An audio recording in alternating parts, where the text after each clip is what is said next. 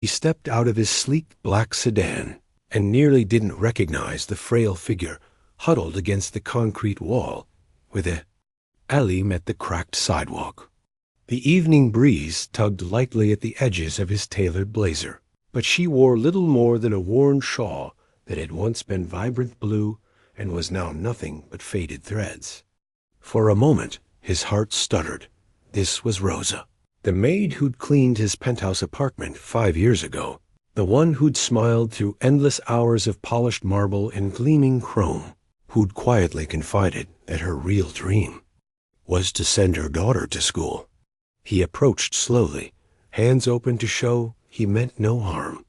The first name that trembled on his lips sounded foreign to his current life of boardrooms and red carpet galas, but as her head lifted and the corner of her mouth curled into a ghost of a smile, he heard it clearly. Rosa? She blinked. Once, twice, as though the sound itself had chased sleep away. When recognition dawned, tears pooled in her eyes as she let go of all pretense. Sir? Her voice was a thin whisper, hoarse from days without proper rest or food. Is it really you? He knelt down, suddenly afraid she might vanish like a mirage. It's me, he said. I never thought I'd see you here. A quiet laugh escaped her lips, brittle as dry leaves. I never thought I'd end up here, she swallowed, collecting herself. I lost my job 6 months ago when they sold the building.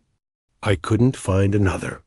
Rita's school fees piled up. My savings disappeared. His chest tightened. Rita, her little girl, he remembered the way she'd bounced into the kitchen, wearing princess dress-up, and crooned, herself with the tongs. He'd always laughed at that. Rosa's sacrifices had made all of it possible, and now he touched her hand. Come with me. She shook her head, confusion and shame warring in her eyes. No, sir. I can't impose. You're not imposing, he said firmly. You saved my mornings. You fed my daughter mashed bananas when she wouldn't take a bottle. You deserve help. She tried to rise, but her legs trembled. He reached under his coat and withdrew. His car keys. Let's get you cleaned up, get you out of this nightmare.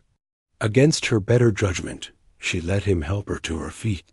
He hailed a cab, arranged for Rita's godfather to pick her up, and promised to explain everything. To the school. All the while, Rosa clung to him as though afraid he'd disappear again. And maybe he had been gone from her life, from this city, but on this night, he vowed he would never let her go. They rode in silence through the streets, neon signs reflecting off wet pavement from an afternoon shower.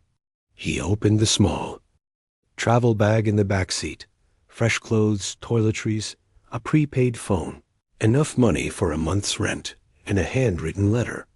What's this? She asked, staring at the unsealed envelope. Open it when you're alone, he said. You'll understand. He directed the cab to a modest guest house he owned on the far side of town, far enough that no one would recognize her, but close enough for the help she needed to be within easy reach. When they arrived, he escorted her in, paid the fee for 2 weeks up front, and told the proprietress to treat her like family. He waited until she went inside, and then he tapped the envelope against his palm. He needed to do more. He remembered standing by the marble counter in his penthouse kitchen as she swept in, humming a lullaby. He remembered how, last Christmas, she'd knitted a tiny scarf for his daughter. His entire life had been built on kindness he'd scarcely noticed. Now the scales had tipped. Now it was his turn. Back in his car, he drove into the city's financial district, thoughts racing. By midnight, he was in his home office, a sleek glass and steel space overlooking the skyline.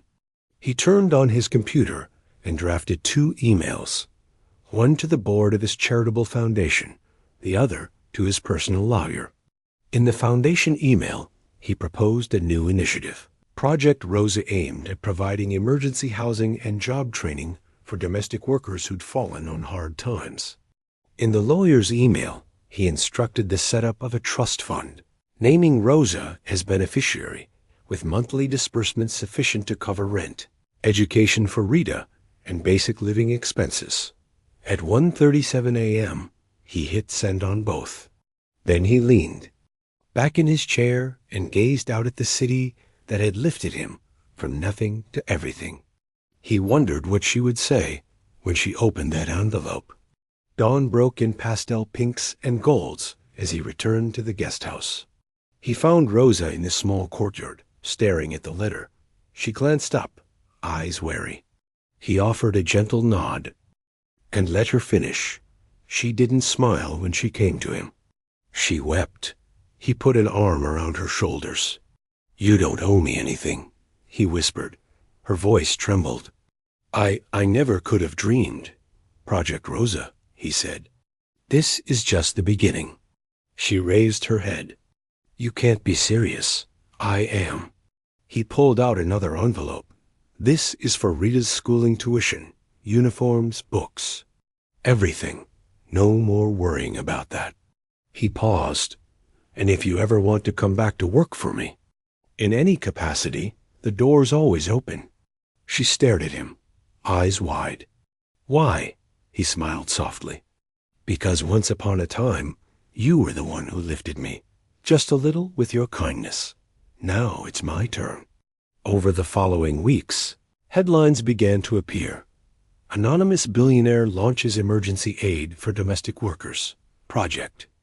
Rosa gives homeless maids a second chance. Rosa's trust fund secures daughter's future. The public was stunned. Some speculated it was a PR stunt. Others praised the philanthropist. But to those who mattered, Rosa, Rita, and the countless women now sheltered and empowered, it was nothing less than a miracle. He visited her often, sometimes incognito, sometimes openly.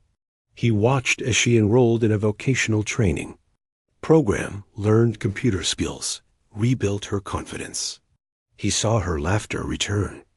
And every time he heard that warm, hushed hum as she tied Rita's hair or read her a bedtime story, he felt profoundly grateful.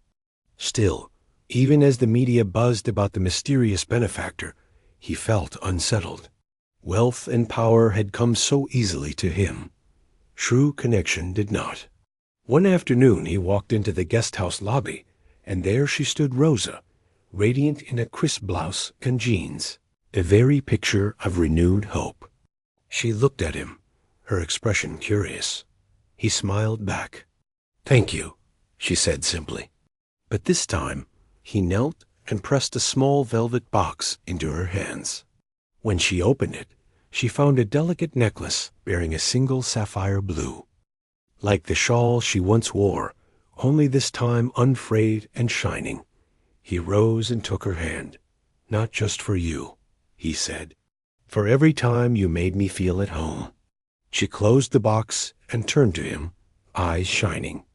And in that moment, the world outside fell away, leaving only two hearts forever changed by compassion, generosity, and the simple truth that no act of kindness is ever wasted. Weeks later, as autumn painted the streets in gold and rust, Rosa completed her training and accepted a position managing the guest house's community outreach program. Rita flourished in her new school, bringing home proud report cards and dreams of becoming a teacher herself.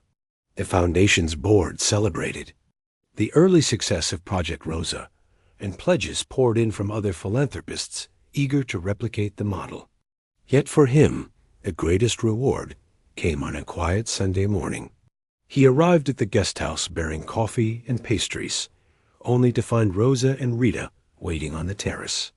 The sun filtered through the trees, casting dappled light across their faces. They waved him over. He joined them at the small table, and they sipped coffee in companionable silence. At last Rita leaned forward, eyes bright with curiosity. Did you know my mama used to tell me stories about a princess who saved her kingdom all by herself? He smiled at Rosa. She nodded. Yes, that princess lives right here. He looked at Rosa, and then at the little girl with a tangle of curls and laughter in her eyes. In that moment, he understood that his gift had grown far beyond a single life. It had sparked hope in an entire community. And as the three of them sat together, the morning sun warming their faces, he realized that the true measure of wealth was not what one accumulated, but what one gave away.